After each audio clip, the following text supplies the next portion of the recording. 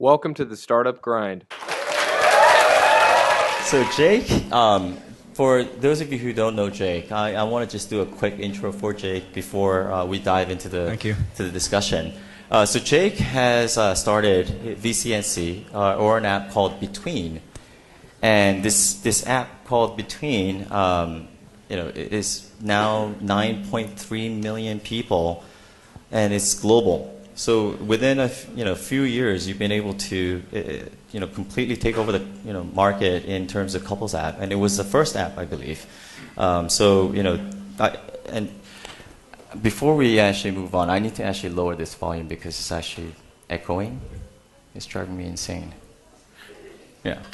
So I'd like to welcome you to Startup Grind, and hopefully we'll be able to go through many of the experiences that you've had to help a lot of the entrepreneurs who are facing a lot of the similar problems that you've already faced here.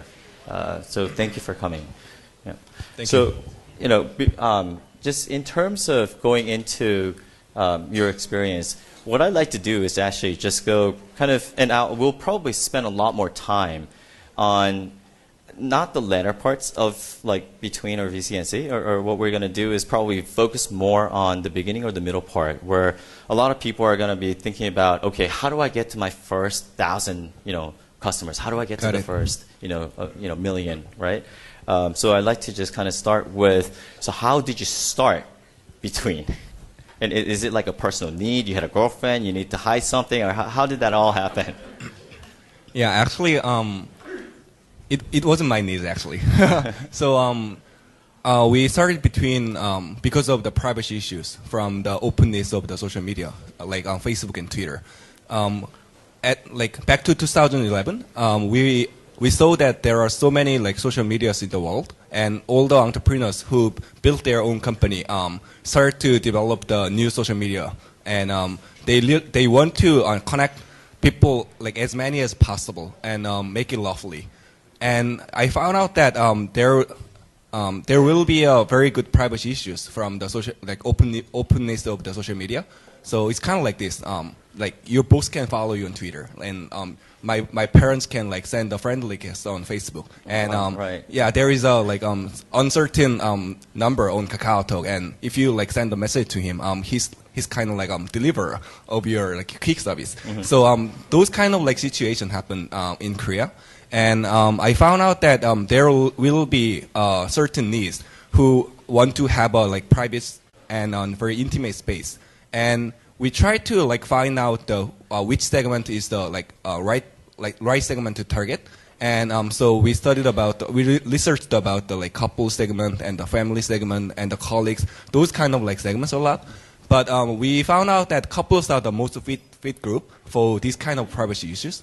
And very fortunately, we found like very interesting patterns from the couple users, which was that couples use like KakaoTalk with their friends, but they use the other messaging app only with their significant other. So I thought that if we carve out the needs, then I think we could like build a like we could like fulfill the like needs from the market. So that's the reason why I started to build Between. Oh, okay. So I mean, it wasn't from a personal need, but from unfortunately. So it was more for just kind of looking at the market and looking at, here's a need that I see unfulfilled, and then just taking that market and going and really attacking that. Right. Wow. So not a lot of people would have actually thought about doing that, but if you were to actually pinpoint, let's say your app, you got the need right, you got the market size, and you just built like an alpha or beta app. And going back in time, how did you get like your first 10,000, or even let's just start with like, how did you get to your first 1,000 people? So actually, when we started our alpha version, we announced to our friends actually, of the co-founders. Right. So we collected a couple friends of ours, and from like 50 couples, we started with our alpha version, and we saw some we tried to like analyze all the data from that our users made, and we found out that their retention and their usage rate is quite good. So we thought that this is a right this product is has very good market fit. So when we start our first closed beta version, we collected like 50 couples of our friends, and after that, after 3 months, we collect like 300 couples from the market. So we launched our like pre version of the website, and we start to like collect their email address, and we send our APK file and the other like apps if they registered previously. So we started with 300 people as a beta user, and then we launched our open beta at 2011 November. Wow. So, I mean, you basically started out with 300 couples, which, how did you, like, did you start out with the website first? Like, I want to just get that clear. Did you start out with the website first, and then you actually had people kind of log in and sign up for something? No, actually, it was an app, but we opened the website for, like, marketing. Okay. So the purpose of the website was collecting the email address from couple users. So we collected the email address from the couple users, and then we sent all the like our APK files to them when we started our closed beta version. I see. Oh, okay. That's something that I should try. I haven't tried that yet. So take note. Yeah, closed beta versions users are all friends of our co-founders. So at the like alpha version, we started with the friends of ours. And after that, we collected the users from the friends of friends. Right. So that's how we started. Great. I mean, so a lot of the times, you know, when you have friends and family, the information you get is often not true because, you know, the retention, because they're forced to use it, you tell them to use it continuously. And then, you know, so when you get to a certain size, then, you know, like 10,000, 20,000, that's when you start getting some real market data, right? So was your market data kind of at least aligned with what you've actually found from your beta test? Yeah, that's true. Because we tested our alpha and beta version for 4 months. So I think if our like friends use between because we are friends, then I think like the retention rate will go down. But we found out that retention rate was still high, and the usage pattern was like similar as when they first used between. So we thought that if we launch this product at the market, then I think we could build a like nice product, and it can like retain users for a long time. Right. Yeah. So that's how we convinced our like product before we launch it. Okay. So you pretty much tested over again for like I guess product market fit before you really went to market with this. Right. Yeah. So when you actually thought, okay, now I think I have a great product that gets to market, and I feel like this is something that a lot of these couples can use, then in that case, you know, what did you do to, let's say, I don't know what that was, but probably like 100,000, 200,000 level. Then you need to really get to a level where you hit 1 million or 2 million. Now you're at 9.3, right? So what did you do to actually start getting the word out to have everyone start using it? So first of all, we raised funds actually. So actually we raised our seed round from SoftBank Ventures before we launched Between. So they invest in us because of our team members. I knew vice president of the SoftBank Ventures like for a year, and he saw we failed 2 different products before Between, and he thought that we could build a new product which can be more than that like previous ones. So and we like updated all the data that we collected from our users, our beta users, and then he saw some like potential of the product. So he decided to like invest in us. So that was the first thing I did actually. I see. So we got funding like before beginning of the Between, and after that, what we try to do is that we want to like the first thing we want to do is define the users.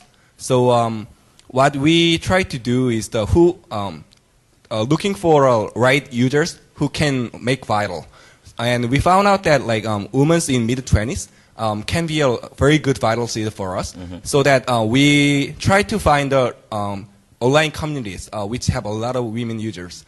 So so there are like in Korea there is a like Naver and Daum, and there are so many like cafes which is a community. So and there are some like cosmetic or like fashion or like interior or like even like plastic surgery. There are so many like communities which have like good women users. So we registered on the communities, and we try to make viral on the communities. And very fortunately, some of our communities makes viral by themselves because they position between as a symbol of commitment. So they made viral with among the like women users, and they said on the community like this. Oh, my boyfriend started to use between. So I think he started to commit to me. So this kind of viral makes a huge viral. So but you know what? The first seed users are our friends actually. So we plant our seeds on the communities and make them viral as we wanted. So they made our like viral in the right way. So that's the reason why we didn't spend any money, but we could build a like, huge viral on the women communities. I see. Well, that's really, really smart. So essentially, you actually went to these different communities and then posted something with, I guess, from your friends and family that says, look, these are all women, by the way, and that says, look, my boyfriend started committing to the relationship more because we're in constant communications with this app. Right, yeah. So where did you get that idea? I mean, that's brilliant. And actually, we asked our users, like our beta users, why do you use between? And many of our users, for example, the guys start to use between because of their girlfriends, because their girlfriend forced to use between with them. So I found out that the key value proposition of between is very relevant to women. So we started to target women, and we found out that they use between because it's the space only for two people. So they feel more cozy, and they feel more like they get more love from their like boyfriend. So because we know that like sympathies and because we know the like their emotions. So I think we could like build this kind of like marketing position in the market. I see. So it's not something that you kind of fabricated or something that you made. It's not something you made. It's just whatever you found out from your users, and then that you use that to start marketing and creating a message to the rest of the public. Oh, that's true. Right. That's actually really smart again. There's no wonder why he has 9.3, right? That's and then when you get to about like a million or I'm not sure what the good numbers would be, but when you hit 500,000, a million, sometimes that type of tactics no longer work, right? Because once you get the communities and it can go viral and maybe it'll hit a million, maybe it won't. So in order to get to the mass market, because at one point you have to actually transfer over to the mass market. So how did that happen? So from that time, like when we had about like 300,000 users, we started our social media like Facebook and Twitter. So what we first did was that pour our mobile users to the Facebook page and the Twitter account. So we did some event to our users, which is like we will, if you like follow us on Twitter, or if you like Facebook page or between, we will select 100 euro, and we will give you some good gifts for the loyal users. And so they start to make viral by themselves to get a chance to win the event. Okay. And so we could collect like more than 30,000 likes on Facebook page, and from that fans, we could build a like viral on Facebook very easily. So first thing what we did was like acquire users on the mobile side, and after that, when we have a certain level, when we get to certain level, we pour it to the like Facebook or Twitter page, so that we could make viral seed on the outside of between. I see. So if you were to already have, what was that certain number? What would be a good number that you use to transfer over to Facebook? It was about 300,000, I think. Okay, so 300,000 users, and then you said, okay, you know what? Now it's time to move over to Facebook and use that virally. Right, okay. right. And in terms of the content, I mean, obviously the Facebook content is something that's very open. Like the very reason why you started out between, right, is something that's more private. So how did you make that type of distinction between what you're putting inside your own app and then having people still go to your Facebook to spread it virally? I mean, is that the gift? Was it the 100 gifts? Yeah. First, like when you first launched our Facebook page, they liked our between page because they want to get a chance to win a gift actually. But what we uploaded on our Facebook page was the contents related to love. So like love related cartoons and some like hints, tips to for couple users and some like good restaurants nearby kind of things. So it was very useful for couples. So I think it retains our users on our Facebook page. So and they shared our contents to their friends and we could build like huge viral by using the Facebook page and the Twitter and Instagram actually. Okay, wow, that's actually pretty cool. So in terms of creating that content, like that content is actually very difficult to do. Content creation is probably one of the most difficult things to do because when we're creating it, sometimes you hit it, sometimes you don't, right?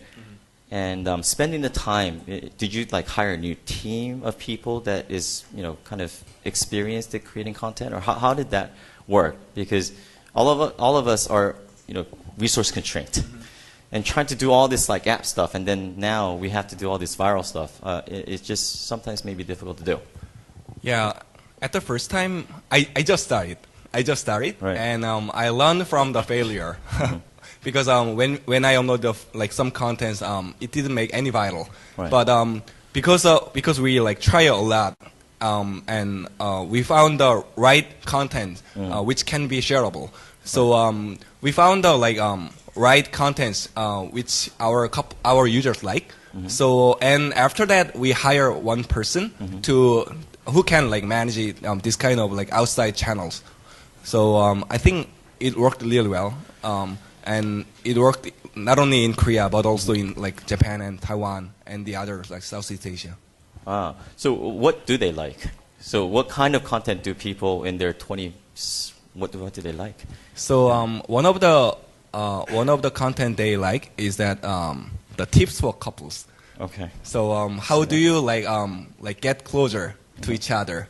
Those kind of tips and very like nice restaurant to for date and like some like very emotional cartoons or and some giveaways too. Okay. Yeah. So those kind of contents like make us viral on like SNS. So I'm sorry to go back to this 100 gifts, but I'm still kind of really curious. What was that gift that you gave?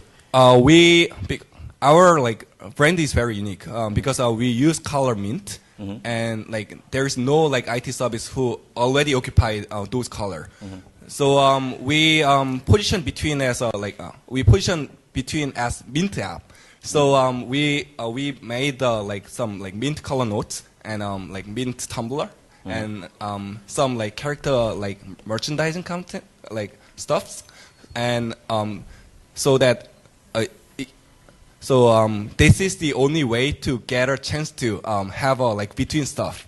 So because our users love between, and the users who really loved between attend the event, so that we could build a huge viral because this is a very limited version of the between stuff. Ah, okay. So did you ever do those presents again? Yeah, actually. So it's not that limited. Actually, we did it when we launched our new offices in Taiwan and Japan. Ah, I see. Got it. And it was really successful at the both sides. So I think if we have a right and if we have a fans who really love our product, and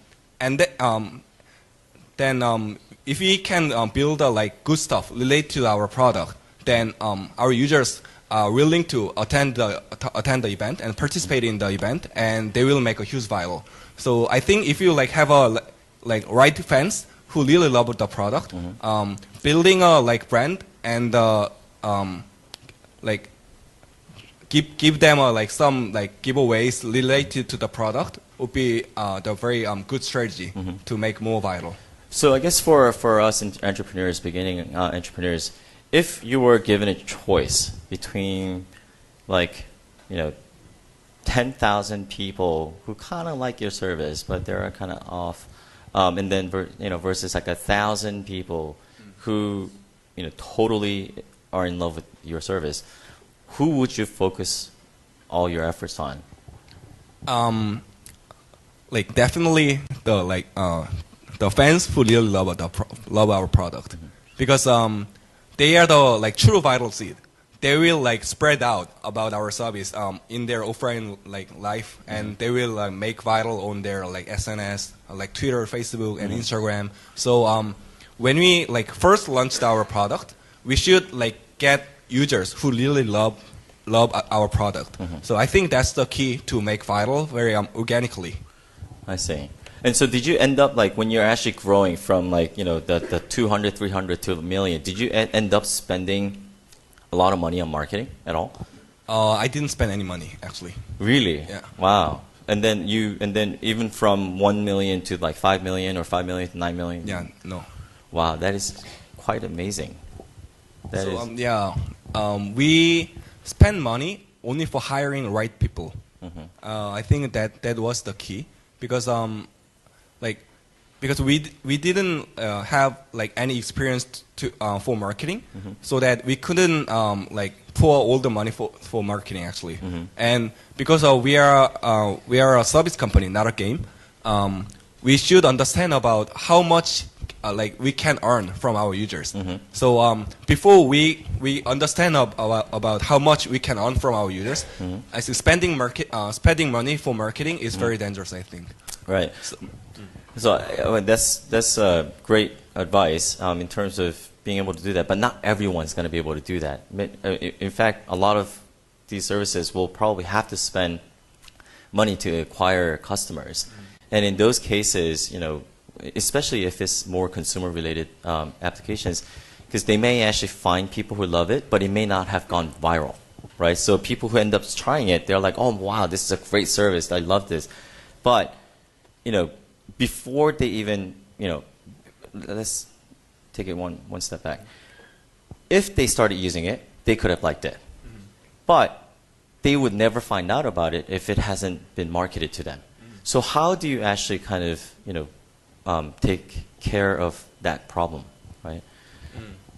So that's the reason why I tested a lot before like we launched Between, because if I thought that if the product is fit to the market, they will retain to our product. So that's the first like hypothesis that I had in my mind.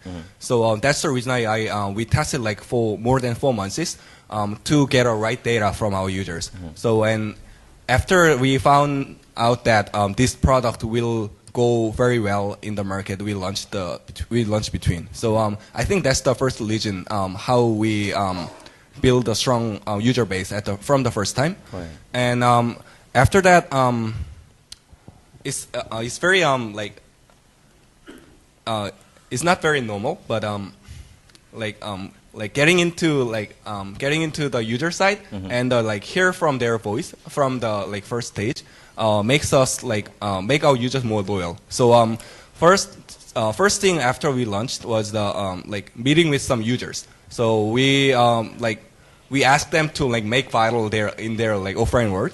So for example, when we started our Japanese office, we selected five colleges in Tokyo, and we tried to find the users who are in the colleges, and we asked them to make viral in their communities, in the universities.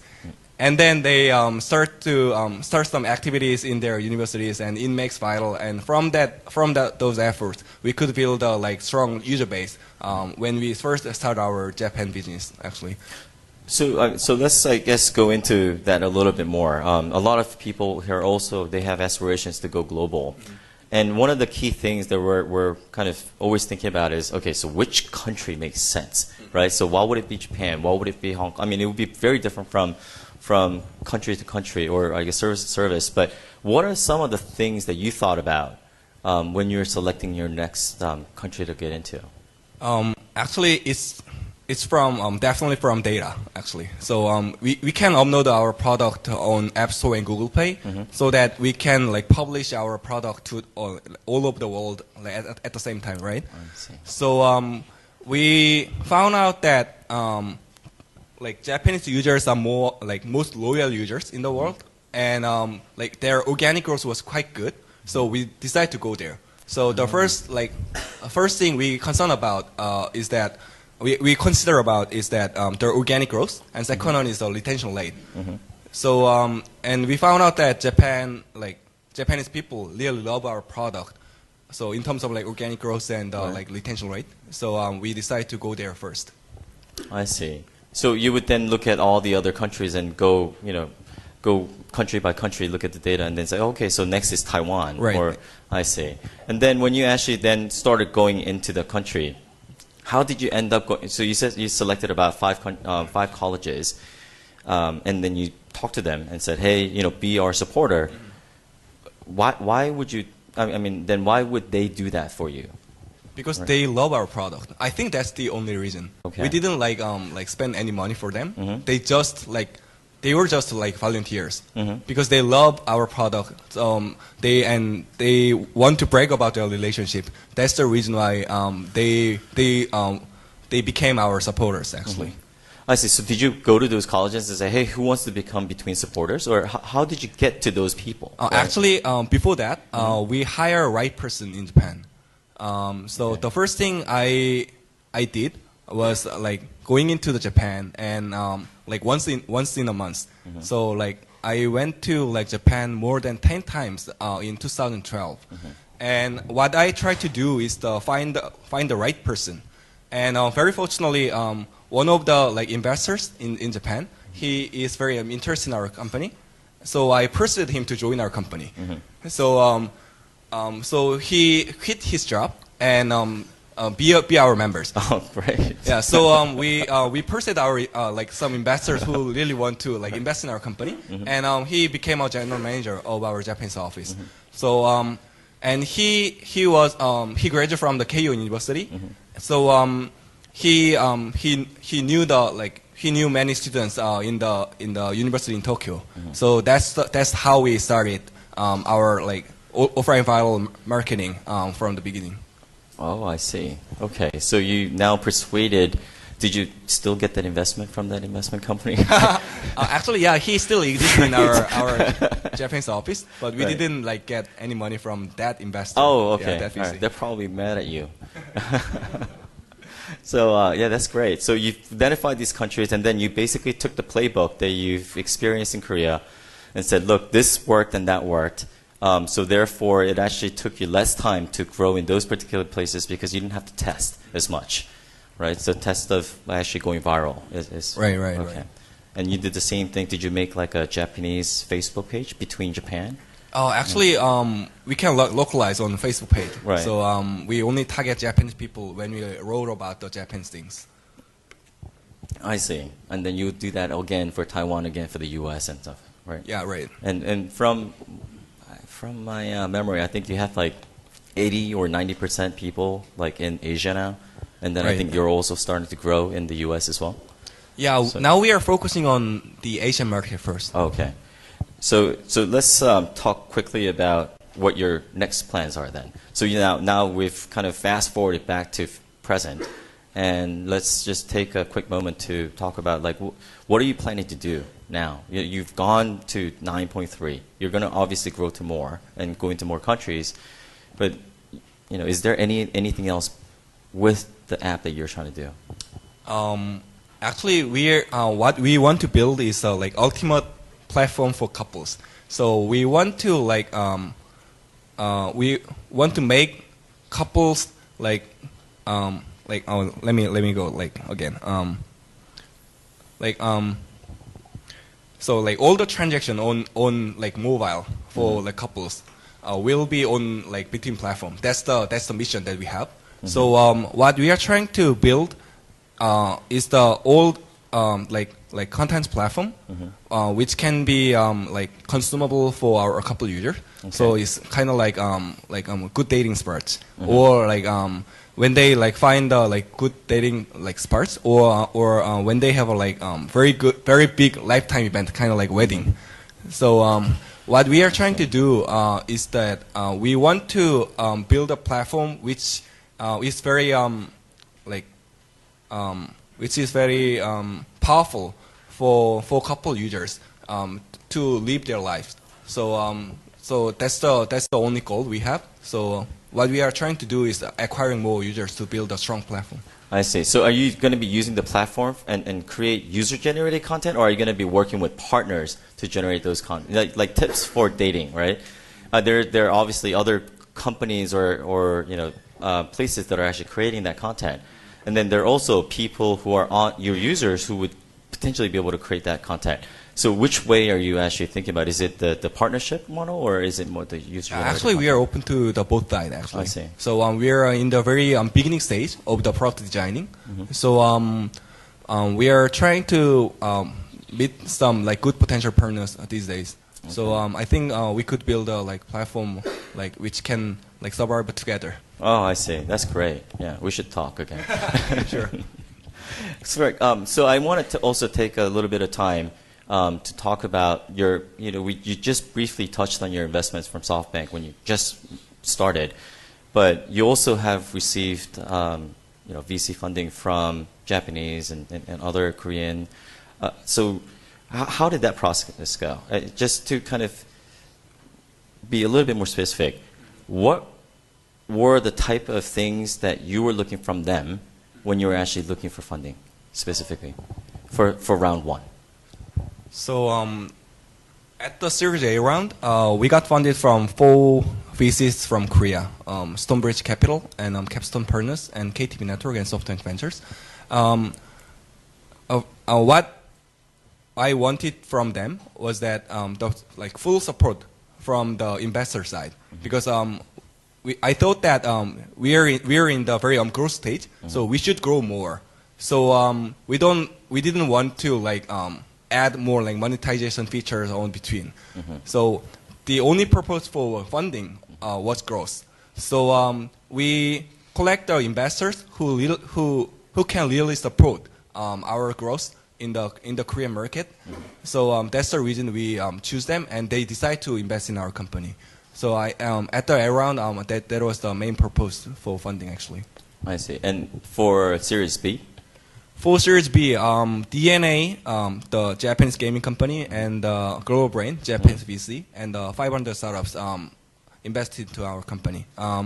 The main reason we got funded from them is that the global network, because we wanted to grow faster in the Japanese market. So we need some strategic investors who can help us to acquire more users fastly. So that's the reason why we choose DNA, and that's the reason why DNA choose us, because DNA tried to turn into the internet service, internet company, not only gaming company. So they were trying to find the next generation of the social media, because they failed the mobile messaging app, which is called Com, because because Line beat them. So so. From that thought, they tried to find the next generation of the social media, and they found us. So the CEO directly contacted me on Facebook. So that's how we met DNA. And I was so surprised because they're a gigantic company in Japan, but CEO moved by himself, and he at the first meeting he said that I really wanted to invest in your company. So that's the beginning of our Series B. Wow, that's a good way to start a conversation. Hi, I'm DNA. I'd like to invest in your company. that's how much better could it be, right? Yeah, we were very lucky actually. That's fantastic. So we're actually what I wanted to do was I'm sure that the audience actually has a lot of questions for you. So I wanted to leave enough time for the audience to ask questions. So what I wanted to do was actually go to the audience for questions. So go ahead. Oh, hold on a second. We need to get the mic to you.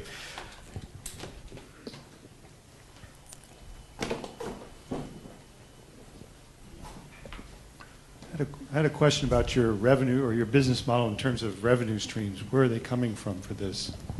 So actually, we are focusing on the growth. So we only tested in Korean market first. So the first thing of our business model is that commerce. So we have a commerce platform in between. So and we know when they spend money because we know their birthday and we know their anniversaries and there is like Christmas and Valentine's Day. So like couples spend a lot of money to each other. So we target those kind of like special days and we recommend a good gift for them. So we partnered with one of the like biggest designing like e-commerce company in Korea, so that we could build a e-commerce platform on between in Korea first, and second one is the like advertising.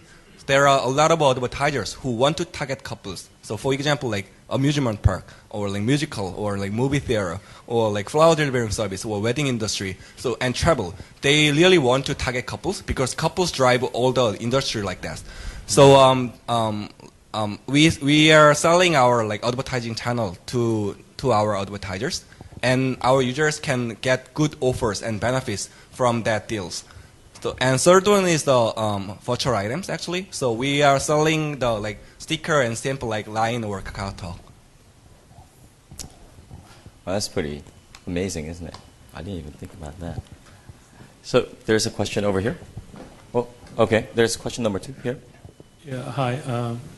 What happens if couples break? Can you explain something about that? Yeah, That's a great question. Yeah, that's a very good question. You know, actually, like every investors ask me when we start our Q&A session. So, like if you break up, there's a disconnect button. So, like if you like click that button, then you and your girlfriend will lose the access to between. But like if you like get back together in 30 days, we will recover all the data for you. But after 30 days, it's gone. So we give like 30 days of the grace period. So why 30 days? Did you study that one? Yeah. We analyze data and found out that like getting back in 30 days make them more closer. So yeah. That's great. Well, there's actually this one right here. No, Joanne, on the left first here. Yeah. Hi. From your talk, it seems like you didn't spend any money for your marketing, or you didn't provide any support for your supporter in Japan or other countries. But it seems like your first priority is to hire the right person in a position that you are looking for. So actually, I applied your company like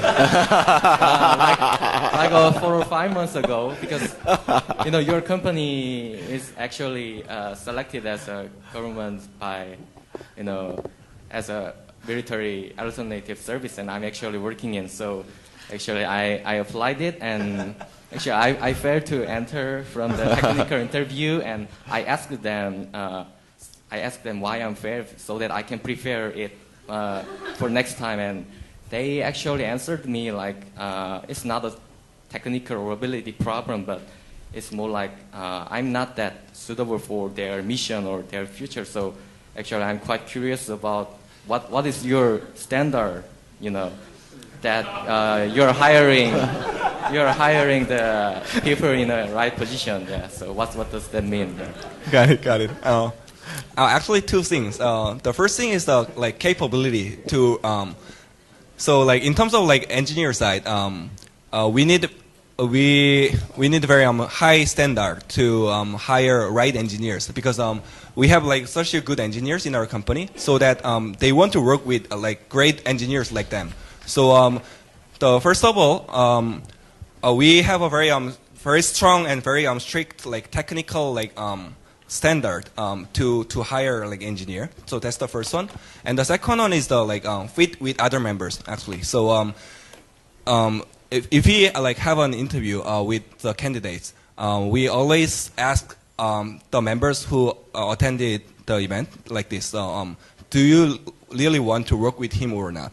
So like all of the members, like if all of members are saying okay, that that person could be the next candidate for the next like interviews. But if one of them say no, so that's the like reason to reject actually. So I don't know why they rejected you, but I think like one of them thought that you're not fit to our like fit to them. So Yeah. You could be the smartest cookie in the jar and still not be the cultural fit. Yeah, don't get hurt, you know. I'm sure there's a lot of people here who would be ready to hire you. Yes. Okay, so you said you did 4 months of beta testing. How did you manage that process? How did you get your feedback from your users? So actually, at that time, we used Google Analytics and Flurry together, and because they're like awesome tool, we could like understand about the like usage pattern and how our users use our product. So and after we launched our open beta version, we built our like own data analysis system actually. So we really like we are really focusing on analyzing all the data from users so that we could like decide in the right way. So I presume you're referring to the data now, the raw data, but besides the raw data, the actual feedback. So, you know, when a user says they like this or they don't like this or why they like it or why they don't like it. So focus group type data, how did you run focus groups? How did you manage it? Oh yeah, there was a like feedback button on the app actually. So we could gather all the like feedbacks and their source from like via emails. So yeah, I think it worked really well. It worked, okay. Yeah. Excellent, thanks. And we did the same things when we launched our PC version. We just launched our PC version 2 days ago. And when we did like open beta, like closed beta test with 5,000 users, and they gave us like tons of like good feedback, so we could like improve the product before we launched. Dude. Sorry. One more. That's it. Did you give extra prizes for it? Did you give any prizes for it? Or was it just organic? Just organic. So only button is needed. So like if you have a button for feedback, they will give you like free feedbacks for you. Okay. Next, over there. Thank you. Hearing your comments, I felt like nothing went wrong. If you did it again, what was one thing you did well? If you did it again, what's one thing you wouldn't do again? Oh. Yeah, when we first founded the company, we didn't have any like vision and company mission. So I think that was the worst thing I've ever done after I found the company, because I started company with 4 co-founders, and because we started to company without any vision, we confused, we were very confused where to go actually. So Between is a third product to our company. We failed 2 different products and we lost our vision where to go. So that was the worst thing I've ever done after I found the company. But the best thing I've ever done in our company is setting the right vision. So when we were in trouble, one of my mentors brought us to the Jeju Island for 3 days, and the only thing we did was drinking and talking about the company vision. So who are we? So what do we want to do? Why we build our company? Kind of things. And we decided to pivot it to the mobile side, because we focused on the tablet PC side, and we tried to pivot our product to the smartphone world, and we built our new vision at the time. So we built our vision as provide emotional communication service to enrich online offline real-based relationships. So from that vision, we could think about the privacy issues from social media, and then we could start our new product between. Okay. Wow. So I knew they had a lot of questions for you. Yeah, I have a couple of questions. I hope they're Just short one. enough. Just one? Right. So I'll go with the most interesting one. So have you thought about incorporating wearables into your app, or how to use wearables in a very interesting way with your app? Not yet, actually. But some companies ask to us if we can collaborate, with them. So we are still considering about it, but not yet in our side. Right.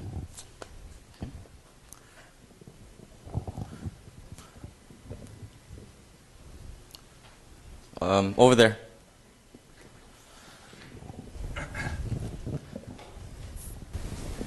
Hi, I actually have 2 questions, if I can. Maybe. All right. Thank you. First, are there any product feature localizations that you did for different markets? Based on, I don't know, maybe Japanese couples react differently to things than Korean couples. So that's question 1. Number 2 is what was your kind of general strategy in dealing with competitors? There's obviously a bunch of other apps in the couple communicating market. Did you try to differentiate yourself? Were you trying to catch up with the features? I don't know. I just wanted to hear your 2 cents. So let me answer from the later one. Actually, the strategy to compete with other competitors is that we are only focusing on our users, because we are the leader in the market, and we open this market. So what we are trying to do is understanding more about our users. So we don't compete with the other other copycats who follow us. So the only thing we are doing is focusing on our users and understanding more about them, and adding more features what they want. So that's the competition strategy that only we have. And let me give you the answer to the first question. Then our general strategy is the one product and the localized marketing. So we are building a one product which can fit to the global world. And we localize all the marketing messages and screenshots and catchphrase and explanation of the product. We localize all the things like that. So when we found out that couples' needs are very universal, but their dating culture is very localized. So that's the reason we are trying to localize our marketing message and the positioning at the market by local.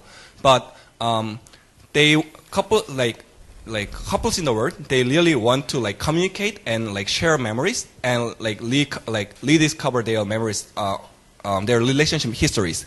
So we build only one product, but we localize all the marketing methods and catchphrase kind of things.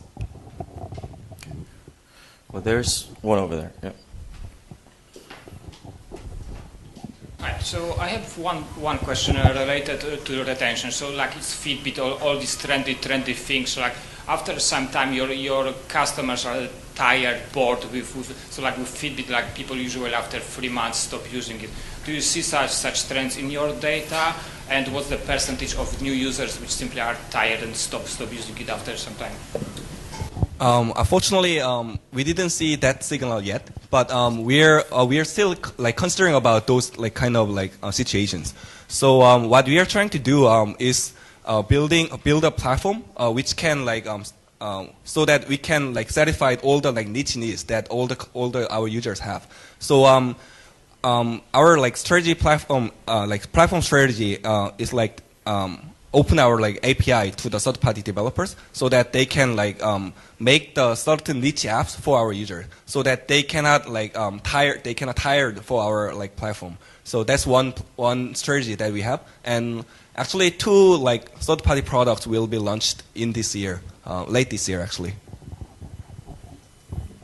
So keep them engaged with something else other than just talking to themselves, and then adding these features are actually something that came from your users and saying, hey, this is what we want. Right, got it. Yeah. Okay. Hi, Got here about 10 minutes ago, so I'm not sure if someone has addressed this question before, but number one, we've seen some nasty cases of the Korean government prying internet privacy here. And has Korean authorities ever asked you for data, and have you complied with them? That's number one. And number two, what do you think is, how do you guys protect your users' secrecy, if you will, or like privacy from such, regulatory or authoritative, agencies? Oh, we didn't give our data to any other third parties, so there was no problem so far, and we really concerned and consider about keeping privacy issues, because we started from the privacy issues. I think I know that this is the key for us. So what we are trying to do is we have a very high standard of the security level, for client side and the server side both. So we are really concerned about keeping their security strongly. So I think it doesn't it isn't a big problem for us to keep their data and their relationship histories to secretly. So How many days worth of data do you keep? Sorry? How many days worth of data do you keep on the servers? Where's the mic? Yeah, so that's the secret of that we have. So I cannot reveal it, but let me give you an answer after this session, personally. Yeah. Okay. Hi, I actually had a similar question about the security. Sorry, I'm here. Oh, very good. Yep. So with the, I guess since it's the very intimate, you said, space between the couple, there could be very, private photos or data that the users might put on. Do they ever raise up more concerns about that? How do you make sure that it's really secure in terms of data leak or any type of that? Actually, there wasn't any problem. And there was no issues because of the privacy, because that's the most important thing for our product, as you know. So we started from the privacy issues. So that's the key for our value proposition. So our engineering team they are really trying to keep all the data very securely. So there was no issue so far for 3 years. Okay. Good. I have time for one or two more questions. That's it. There's in the back over there. In the back.